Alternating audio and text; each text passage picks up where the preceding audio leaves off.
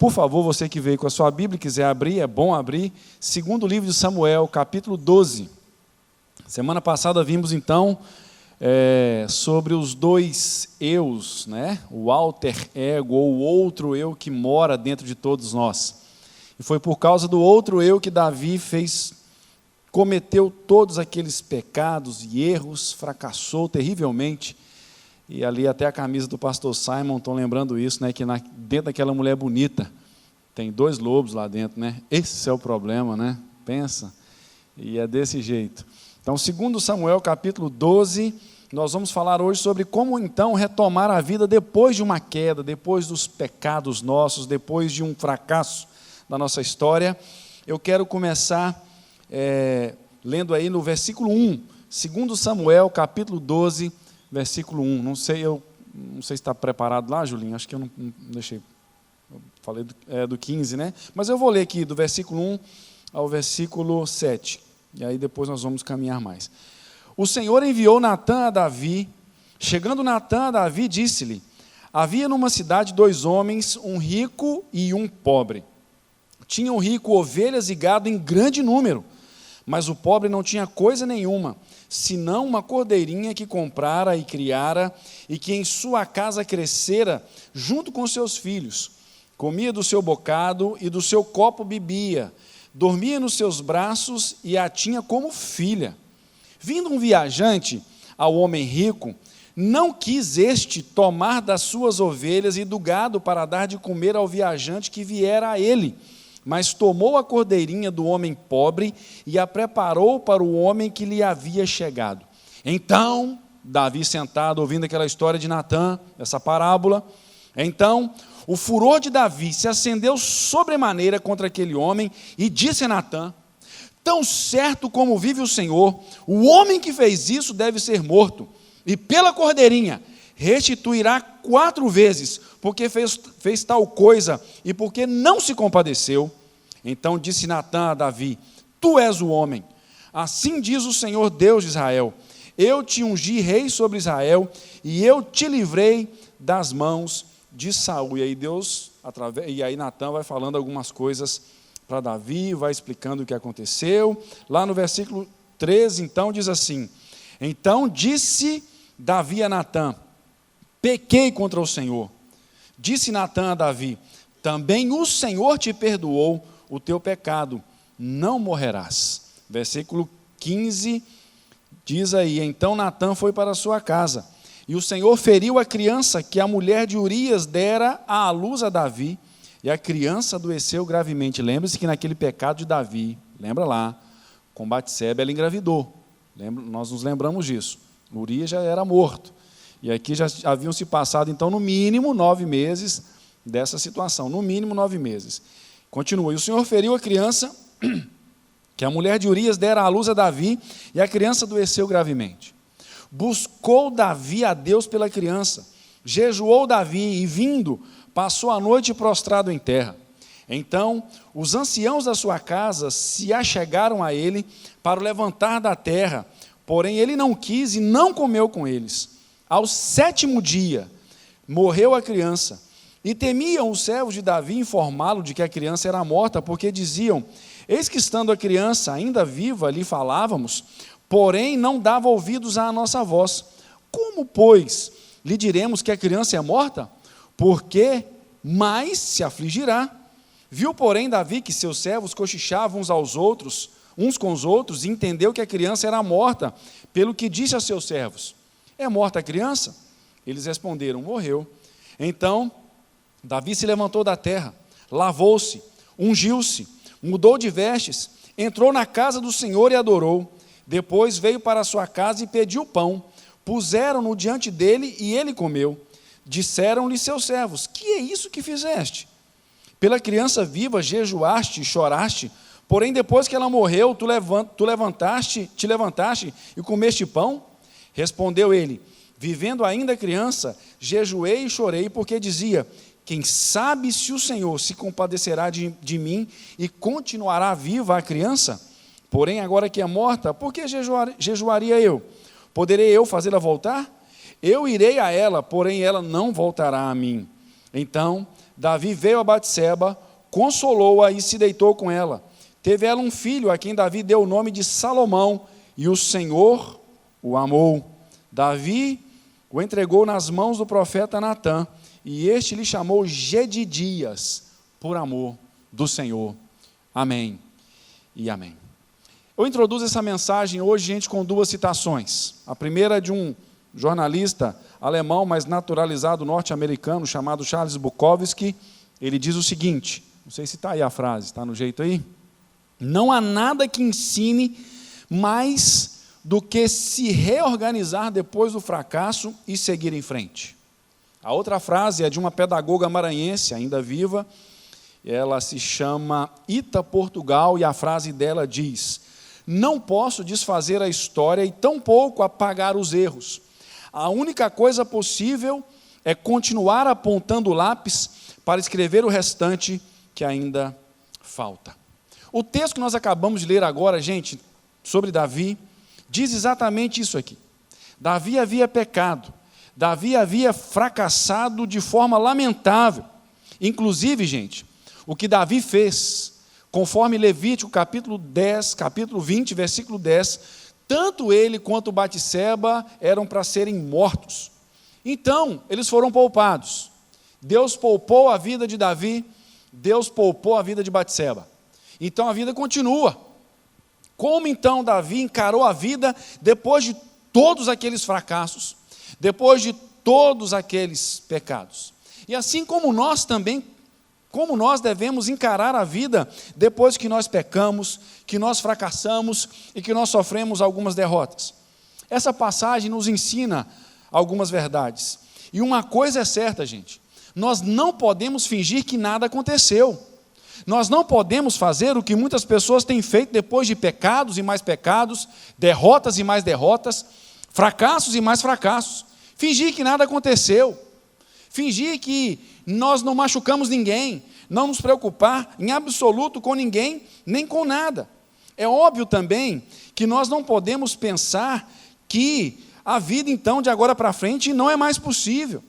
Que de agora por diante, a nossa vida será um cumprimento de uma pena e que nós somos condenados a uma existência de segunda classe. Nós não podemos agir desse jeito também, nós não podemos cair nos extremos. Alguém já disse que os erros, as quedas, os pecados e os fracassos podem ser os nossos grandes professores, podem ser os nossos grandes mestres. E J.I. Packer, James Packer, diz o seguinte, outra citação aí: Deus pode tirar proveito dos extremos da nossa loucura. Dizem que aqueles que nunca erram, jamais fazem coisa alguma. Certamente esses homens, ele estava falando aqui de homens como Davi, como Moisés, como outros da Bíblia que erraram, cometeram erros, mas através desses erros, Deus os ensinou a conhecer a sua graça e a se apegar a Ele de um modo como jamais aconteceria se não fosse assim. O seu problema é um sentimento de fracasso? O conhecimento de ter cometido algum horrível engano? Volte-se para Deus. Sua graça restauradora espera por você. Então, como nós vamos nos voltar para a graça restauradora de Deus após os nossos fracassos? Após decisões infelizes? Após problemas e dificuldades? Como Davi fez isso? Como Davi encarou a vida depois de tudo aquilo que ele havia feito em relação a Batseba, ao adultério, ao assassinato, às mentiras, todas aquelas coisas que Davi cometeu, como Davi consegue retomar a vida depois daqueles tantos fracassos? E como nós devemos fazer também? Em primeiro lugar, nós vemos no texto, no versículo 13, que para retomarmos a nossa vida após os fracassos, nós precisamos reconhecer o nosso fracasso. No versículo 13, Davi diz que ele havia pecado. E sabe, gente, tudo começa dentro de nós. A vida não é o que nos acontece, mas como nós interpretamos aquilo que nos acontece. Gary Kinnaman chega a dizer: mude os pensamentos e a sua vida mudará. E a melhor maneira da nossa vida, então, ser mudada, a melhor maneira de mudar os nossos pensamentos, após as quedas e os fracassos e as derrotas, é reconhecendo que o fracasso foi nosso e não foi de outra pessoa. é não responsabilizarmos, culparmos outras pessoas pelo que nos aconteceu, pelo que nós fizemos. No versículo 13, então, depois de ouvir aquela história, aquela parábola que Natã contou para ele, Davi reconheceu o seu pecado. Mas observe uma coisa muito interessante, abrindo um pequeno parêntese aqui. É que quando Natã conta para Davi a história de um homem rico que tinha um grande rebanho, e tinha um homem pobre que criava uma cordeirinha, só tinha essa cordeirinha. E aí o homem rico recebe um visitante, mas ele não quis matar um cordeiro do seu rebanho para oferecer para aquele visitante. Ele vai lá e toma a cordeirinha daquele homem pobre. Davi fica indignado com isso e condena esse homem, diz que esse homem tinha que morrer, diz que esse homem no mínimo tinha que então que ressarcir 4 vezes mais. E aqui nós vimos uma coisa muito interessante: ao condenarmos outras pessoas, nós acabamos nos condenando a nós mesmos. A historinha que Natã conta para Davi era sobre Davi. E quando Davi condena o homem rico da parábola, Davi acaba condenando a si mesmo. E aí nós temos que tomar o cuidado, gente, para não agirmos assim, para não condenarmos os outros. Porque se condenarmos os outros, estaremos condenando a nós mesmos. Quando nós falamos de alguém, quando nós fofocamos de alguém, quando nós maldizemos alguém, nós não estamos descobrindo quem é o outro, nós estamos descortinando quem somos nós. Mas esse lance também de quando as pessoas nos condenam, vamos ficar tranquilos também, porque quando as pessoas falam mal de nós, pode ficar tranquilo, o problema está com ela, está com a gente não, em nome de Jesus. Eu sei muito bem dos meus problemas, dos meus pecados, ninguém precisa me lembrar não, o diabo me lembra todo dia dos meus pecados, desde os da infância, da adolescência, e da minha primeira juventude, que ainda continuo nela, né, gente? A nossa linda juventude, né? Como cantou 14 bis, que só quem é da minha linda juventude que consegue lembrar dessa música também. Amém, igreja? Não é verdade? E é assim. Então, fechando esse parêntese aqui, não condenemos os outros, mas se alguém nos condenar, desespera não. Você já descobriu quem é essa outra pessoa. E sabe, gente, a vida começa então a ser retomada após os fracassos, quando nós reconhecemos que o fracasso foi nosso. Apesar de não ser fácil, a coisa certa, e por isso é a melhor coisa a se fazer, é reconhecer que o pecado é nosso. Agostinho de Hipona, que viveu lá entre o século IV e o século V, ele cunhou a expressão em latim felix culpa, é feliz culpa, ou seja, o que isso significa? É somente quando nós reconhecemos os nossos erros, os nossos pecados, os nossos fracassos, que nós estamos em condições de responder ao Deus que nos salva e receber dentro de nós o Deus que pode nos salvar e que pode transformar a nossa vida. Então a melhor coisa a fazer não é culpar os nossos pais. Gente, até onde a gente sabe, né? Um ímpio cantou isso. Lá na década de 90, na música Pais e Filhos, o Renato Russo cantou, né, que você culpa seus pais por tudo. Isso é um absurdo. São crianças como você. E nós vivemos um tempo onde a gente, rapaz, é interessante, tem menino de 8, 9 anos que já consegue falar, mas eu sou assim porque minha mãe é desse jeito. Porque assim, minha mãe é dominadora, então também, aí eu aprendi com a minha mãe. Os meninos de 8, 9 anos já sabem tudo de psicologia já. Está desse jeito o negócio, que é difícil conversar. Mas isso, meus irmãos, pode se tornar uma grande desculpa para a gente continuar não reconhecendo os nossos erros, os nossos pecados, os nossos fracassos e a vida ficar totalmente paralisada. Que Deus nos livre disso, em nome de Jesus. Segundo lugar, como retomar a vida após o fracasso, após os erros da nossa história, após os nossos pecados. Segundo lugar, buscando a Deus. Do versículo 15 ao versículo 17, nós vemos isso aí. A grave doença daquela criança, do recém-nascido, foi uma ação de Deus. E diante disso, Davi resolve buscar a Deus. Davi não vai buscar outro Deus. Eu creio também que eles buscaram os tratamentos médicos disponíveis naqueles dias. Mas é interessante notar aqui que Davi poderia ter pensado assim, gente, Deus deve estar tão bravo comigo, tão nervoso comigo, que eu não vou buscar a Deus. No mínimo, eu sei que não existe outro Deus. Eu vou ficar na minha, eu vou ficar quieto. Ou, se fosse como muitas pessoas são hoje, elas começam a buscar todo tipo de soluções, todo tipo de deuses, para tentar viver e sobreviver após os seus fracassos. Davi não faz isso.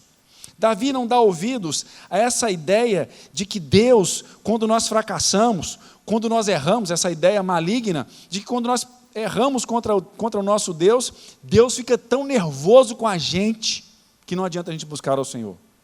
Às vezes nós imaginamos que Deus é como a nossa mãe, como o nosso pai, ou como nós mesmos, quando alguém faz raiva para a gente, na gente. Ah é? Você me fez raiva? Agora se vira. Dê os seus pulos, Davi. Não tenho nada a ver com isso, você que arrumou essa embolada. Eu até assisti essa semana, para a glória de Deus, aquele filme que edifica a nossa alma, alegra o nosso dia, Alto da Compadecida. Não é? Oh Deus, glória a Deus, né? Tem gente que gosta igual eu, né? Eu sei que teve uma hora lá que o João Grilo falou assim, eu gosto da embolada, eu gosto de uma presepada, e o negócio deu errado lá. Aí o João Grilo foi atrás do Chicó, eu não, você que gosta da embolada, você que gosta de uma presepada, você vira, e o amigo miserável era o Chicó, né? Às vezes nós pensamos que Deus é assim, quando nós pecamos contra Ele. Davi poderia ter pensado desse jeito, mas ele não fez isso, ele buscou Deus que o estava corrigindo, que o estava disciplinando. E nós, muitas vezes, no nosso fracasso, nos nossos pecados, ficamos com vergonha de Deus e cortamos a nossa busca a Deus, achando que Deus está totalmente indignado contra a gente, igual se Ele fosse um ser humano, mas a ira de Deus é perfeita. A ira de Deus é a manifestação do seu amor. Até quando está irado conosco, Deus está a nosso favor, apesar dos nossos fracassos. Deus não se perde de nós, Ele não deixa nos perdermos dEle. Para retomarmos, gente, a nossa vida após os nossos fracassos, após as nossas quedas, precisamos continuar crendo e aceitando o fato de que nós somos amados e de que Deus cuida de nós, mesmo que Deus esteja nos disciplinando. Eu ouso dizer que mesmo quando Deus está contra nós, ainda assim, Deus está a nosso favor. Nós precisamos reconhecer isso. Essa é a segunda maneira de nós retomarmos a vida após os nossos fracassos, após as nossas quedas, após as nossas decisões erradas. É exatamente buscando a Deus, continuando na presença de Deus, indo à igreja na quarta-feira mesmo chuvosa, continuar dizimando, continuar orando, continuar jejuando. Davi faz exatamente isso aqui na presença de Deus. Terceiro lugar, como retomar a nossa vida, ou a vida, e tocar a vida adiante após os fracassos, as quedas e os pecados. Terceiro, rejeitando a autopiedade. Nós vemos isso dos versículos 18 a 22, e em continuação depois do versículo 24 ao versículo 25. E antes a gente dar uma olhada aí nesses versículos aí, deixa eu perguntar, o que é autopiedade? Lembrar isso aqui. O que é a autopiedade? A autopiedade, gente, é ter dó da gente mesmo. É ter pena de si mesmo.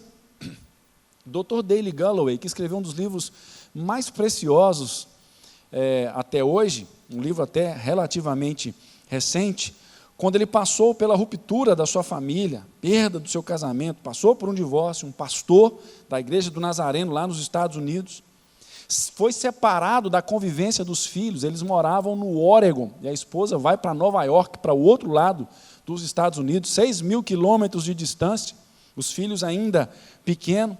Estava parecendo chegar um momento em que ia perder a igreja, e de fato isso aconteceu. Nesse tempo ele começou a pensar o seguinte: as pessoas estão comentando sobre mim, mas ninguém entende o que eu estou passando, eu não mereço isso, as pessoas não se importam com o que está acontecendo comigo, ninguém passou por algo pior do que isso tudo que eu estou vivendo. E ele percebeu que quando ele começou a permitir que esses pensamentos entrassem na sua mente, ele estava tendo autopiedade. E ele chama a autopiedade, ou a autocomiseração, ou a pena de si mesmo, a dó de si mesmo, como o inimigo particular número 1. O sentimento de autopiedade estava tomando o controle da mente dele. Ele diz que esse é o nosso inimigo número 1, ter dó de nós mesmos. E aí, Davi estava diante de uma situação, gente, em que ele poderia começar a ter essa autopiedade. Ele poderia ter ficado morrendo de dó de si mesmo, principalmente depois da morte da criança, no versículo 19. A expectativa dos servos de Davi era que, quando Davi recebesse a notícia, porque Davi estava mal, como diz o povo hoje, estava na bad, estava péssimo, pano de saco, jejuando noite e dia, 7 dias ali clamando a Deus, não comeu nada, ruim, mal, no chão, na poeira. As pessoas, os servos de Davi pensaram, gente, a criança morreu, e agora, a hora que falar com Davi, está no versículo 18, ele vai ter um surto.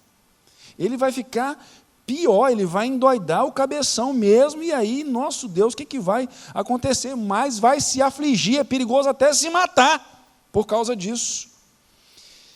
E é aqui que nós precisamos saber de outra coisa, sabe, gente, abrindo um pequeno parêntese aqui, as pessoas sempre terão os seus conceitos a nosso respeito. E muitas vezes, não nos enganemos, os conceitos que as pessoas, algumas pessoas, não vou dizer todas, mas algumas pessoas terão a respeito de nós, não será dos melhores. Mas sabe, gente, isso não pode ser justificativa para cairmos, para cedermos ao inimigo da autopiedade. Na verdade, diante de situações aflitivas, problemáticas, contrárias, fracassos, pecados, erros nossos, nós devemos surpreender essas pessoas, mostrar exatamente o contrário. Sabe por quê, gente? Se nós começarmos a ter dó de nós mesmos, nas situações difíceis, depois das nossas quedas, a nossa vida pode ser paralisada. A autopiedade tem a capacidade de paralisar a nossa alma. Esse pastor que superou o divórcio, casou-se novamente, plantou uma grande igreja, lá no Oregon mesmo. Hoje essa igreja tem em torno de 7.000 membros, ele é amigo do pastor Aguiar Valvassoura, aqui de Campinas. Esse homem supera tudo, sem autopiedade, e ele diz o seguinte: a autopiedade significa a destruição do próprio ser. E ele diz também que a autopiedade, a dó de si mesmo, pode causar mais problemas para nós do que a situação ruim mesmo. E muitas pessoas estão vivendo essa situação, não conseguem romper na vida, não conseguem superar as quedas, os pecados cometidos na história, sempre estão com dó de si mesmas, e aí vão se autodestruindo. Mas o que Davi fez? Gente, Davi surpreendeu todo mundo, porque ele percebeu o cochicho, o bochicho ali do pessoal sobre a morte da criança. Ele vai lá e confirma a notícia, então ele se levanta da terra, se lava, toma banho, se unge, muda a roupa e vai para a casa de Deus para adorar a Deus. E ao voltar para casa ainda pede comida, pede pão e faz uma boa refeição. Davi, gente, mesmo tendo cometido um fracasso, ainda estava vivo. Deus preservou Davi com vida. E a vida continua mesmo após os fracassos, só não continua se Deus não permitir. Colocar um fim na nossa história, porque é Deus que faz isso. Por isso, então, Davi tomou todas essas atitudes, não ficou com pena de si mesmo, parado, remoendo a sua culpa, que era verdadeira. Davi estava com sentimento de culpa até ali, e estava culpado, porque de fato pecou, quebrou os mandamentos de Deus e não quebrou as convenções humanas. Isso é culpa real. Culpa falsa é quando nós quebramos as convenções humanas. É quando nós quebramos as regras inventadas pelos homens. Mas Davi tinha quebrado a lei de Deus. Mas ele ainda assim não ficou remoendo a culpa. E esse, gente, é o remédio contra a autopiedade, é tocar a vida, sem dó de si mesmo, com coragem, é se envolver em novos e dignos projetos. E diga-se de passagem, que nos versículos 24 e 25 nos diz aí que Davi, então, chegou para Batseba, consolou Batseba do luto por ter perdido o bebê, por ter perdido o filho, e então foram para casa, aleluia, glória a Deus, e pimba, e glória, e Davi, mas a Batseba, eles eram férteis, né, gente? De novo a Batseba engravidou.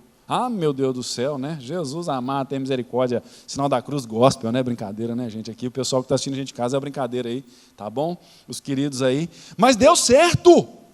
E nasce Salomão, que por incrível que pareça, contrariando aí a teologia de muitas pessoas, o herdeiro do trono foi Salomão, filho exatamente da Batseba. Davi se envolveu num novo projeto de ter um outro filho, de valorizar, de cuidar da Batseba. E é fato, gente, e é fato também, que quando nós fizermos assim, diante das nossas quedas, tocarmos a nossa vida, as pessoas vão falar mal também. Versículo 21, de novo, os servos de Davi disseram-lhe seus servos: que é isso que fizeste? Pela criança viva jejuaste e choraste, porém depois que ela morreu, te levantaste e comeste pão? Sabe, gente, os servos de Davi aqui não entenderam a atitude de Davi, e isto mostra que se estivermos vivendo de forma correta diante de Deus, não devemos nos desgastar com o que dizem as pessoas.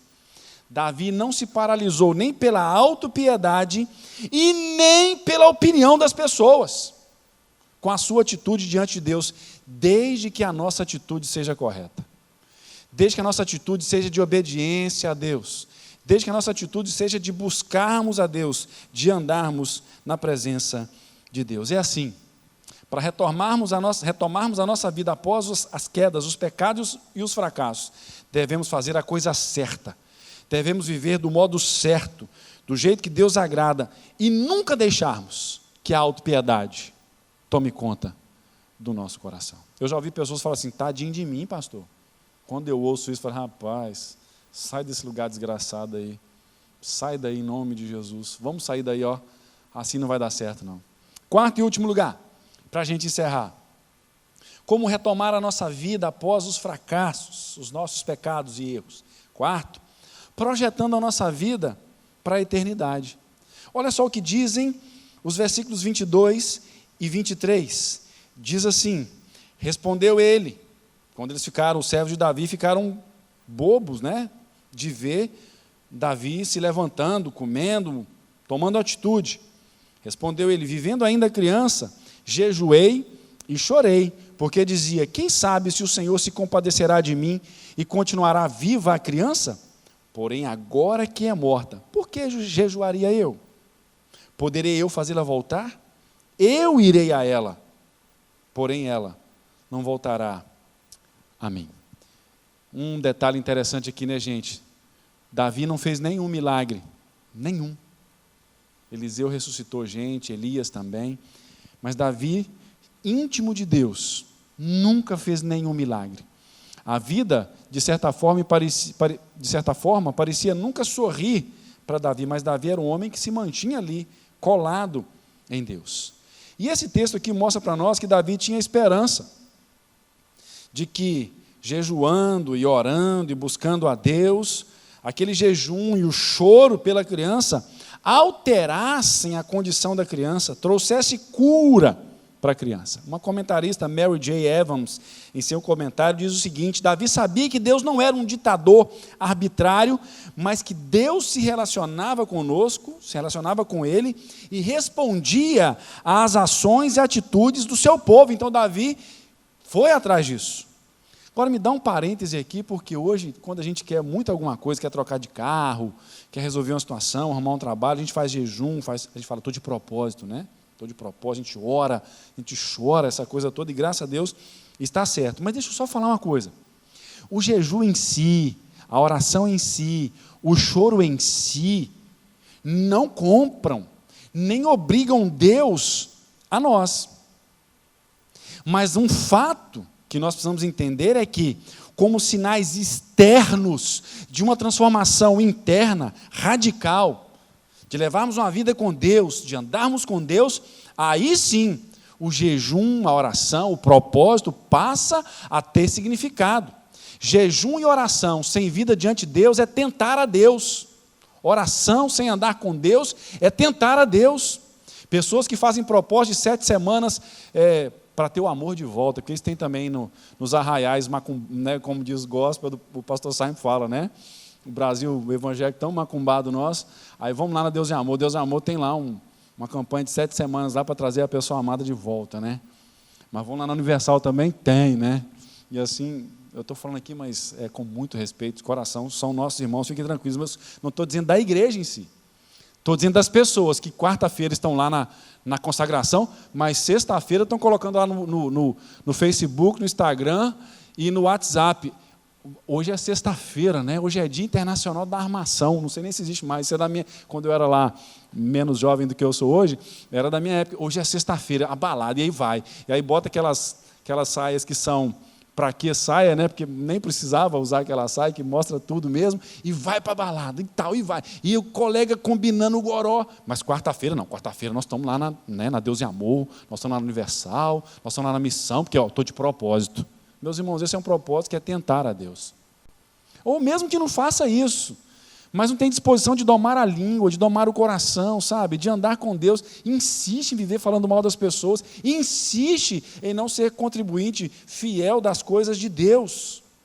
Mas Davi aqui, nesse seu jejum, havia um quebrantamento, ele já tinha se arrependido lá no versículo 13, ele falou, fui eu que pequei, eu errei, Senhor, me perdoa, tem compaixão de mim, o Senhor é Deus bom. E é engraçado, gente, que na história, um homem que não chegava nem na unha de Davi, fez isso e Deus tirou o juízo de sobre ele, que foi o rei Acabe. Quando nós vemos lá no finalzinho do primeiro livro de Reis, Deus havia dado uma sentença de morte contra Acabe, diz o texto que Acabe se arrependeu, jejuou e chorou, e Deus falou assim, olha, vai lá e fala com Acabe, Elias, que eu não vou matá-lo, não vou ter misericórdia dele. Mas Deus não fez isso na história de Davi, está na soberania de Deus. Lá o Jonas mostra para nós que o povo de Nínive jejuou e chorou, e Deus não destruiu Nínive, mas não foi esse caso aqui de Davi, infelizmente. Então o que Davi faz? Se Deus não respondeu do jeito que eu quero, aqui, eu vou projetar a minha vida para a eternidade. Tenta entender isso. Ele disse assim, olha, eu não posso fazer voltar a criança até a mim, mas eu vou me encontrar com ela. Eu vou para a eternidade, um dia eu vou. Morrendo, eu vou estar junto com meu filho, vou estar lá com esse bebê. Davi então entendia a eternidade. Deixa eu te falar em nome de Jesus, a nossa vida caminha para a eternidade, e nós temos que projetar a nossa vida para a eternidade. Davi tinha certeza da sua salvação eterna, da salvação da sua alma. E nós? Se Jesus Cristo voltasse agora, ou se nossa vida terminasse aqui, onde a nossa alma vai acordar? Davi tinha certeza que estaria com essa criança na eternidade, na presença de Deus. E nós? Como tem sido a nossa vida nesse sentido? E assim, gente, para retomar a vida após os nossos fracassos, nós precisamos saber que a nossa vida não é só aqui. Existe uma vida depois dessa vida também. Eu concluo. Lembrando, coloca de novo aí as duas frases aí. A primeira delas, Charles Bukowski. Não há nada que ensine mais do que se reorganizar depois do fracasso e seguir em frente. Ita, Portugal.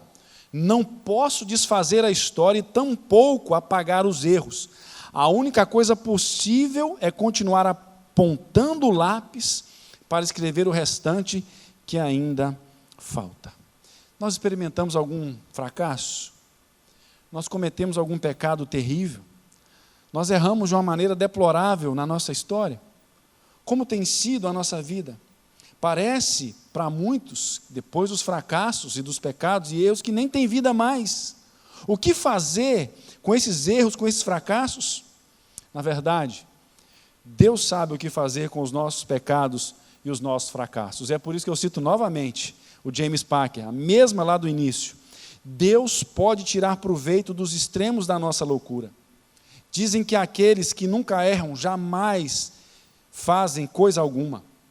Certamente esses homens, e um deles é Davi, cometeram erros, mas através desses erros, Deus os ensinou a conhecer a sua graça e a se apegar a Ele de um modo como jamais aconteceria se não fosse assim, se não fosse por causa daquele fracasso. O seu problema é um sentimento de fracasso? O conhecimento de ter cometido algum horrível engano? Volte-se para Deus, sua graça restauradora espera por você. E como nós vamos nos voltar para Deus para retomarmos a nossa vida? Primeiro, reconhecendo o nosso fracasso, o nosso pecado, o nosso erro. Segundo, buscando a Deus, insistindo na presença de Deus, indo atrás das coisas de Deus, estudando a sua palavra. Terceiro, rejeitando mesmo a qualquer custo a autopiedade, a dó de si mesmo de ter vivido aquele erro, ter vivido aquele fracasso, ter vivido aquele problema, ou estar passando e recebendo, quem sabe, os resultados daquele fracasso. E quarto, projetar a nossa vida para aquele dia em que vamos nos encontrar com o Senhor após essa vida. Que Deus tenha misericórdia de nós, que Deus nos ajude. Eu não sei quantos aqui de repente cometeram graves pecados na sua história, e de repente ainda estão agarrados nisso, graves erros, decisões ruins, terríveis, péssimas, mas é possível retomar a nossa vida em nome do Senhor. Nós vamos continuar na presença do Senhor, sabendo que Ele não vai nos dar a vida de volta, Ele já nos deu, e Ele está a nosso favor, em nome de Jesus e para a glória de Jesus. Amém?